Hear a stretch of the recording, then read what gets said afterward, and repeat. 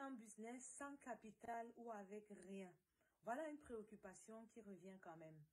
Je fais une parenthèse pour dire que, premièrement, vous êtes votre propre capital. Donc, personne ne doit dire que j'ai pas de capital. Deuxièmement, si vous suivez la vidéo, ça veut dire que vous avez au moins un téléphone Android et une connexion Internet. Et à l'ère du numérique, c'est un capital énorme à ne pas négliger. Maintenant, ce que vous devez savoir, c'est que vous pouvez vous positionner comme un revendeur, comme un dropshipper, comme un commercial. Vous n'avez pas besoin de marcher en route à tort et à travers. Avec votre téléphone portable, je prends un exemple banal. Vous venez, vous me voyez, moi j'ai deux entreprises. Une qui fait dans le packaging agroalimentaire et une autre qui fait dans les bouillies pour les enfants. Vous venez, vous me dites, ok, moi j'ai pas de capital, j'ai pas d'argent, j'ai juste mon temps, mon téléphone et ma connexion Internet et j'aimerais gagner un peu d'argent. Nous sommes d'accord que pour un départ, je ne vais pas vous donner mon stock parce qu'on ne se connaît pas, je ne vous fais pas confiance.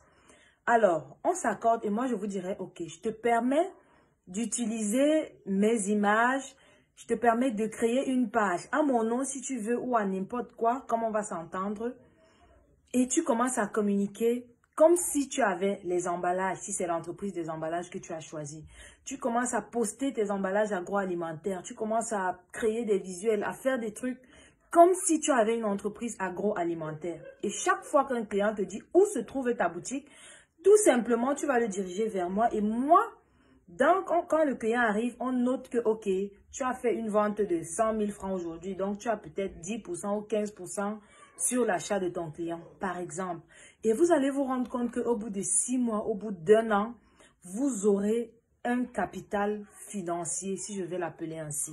Mais ce travail demande juste de la patience pour un départ. Parce que oui, même quand il s'agira de votre propre entreprise, vous allez créer du jour au lendemain, vous n'aurez pas tous les clients. Ça prend du temps pour pouvoir travailler cette clientèle-là.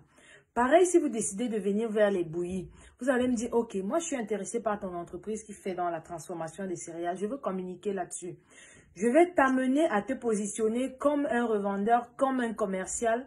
Et tu vas commencer à communiquer comme si tu avais le stock.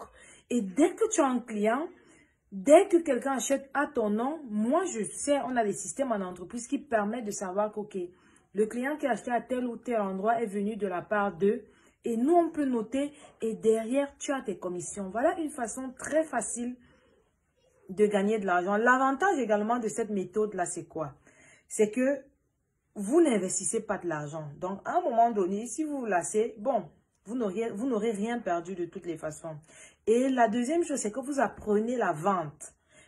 Comme ça, quand vous aurez votre propre entreprise ou votre propre investissement financier, vous serez déjà quand même rodé. Vous allez maîtriser pas mal de choses.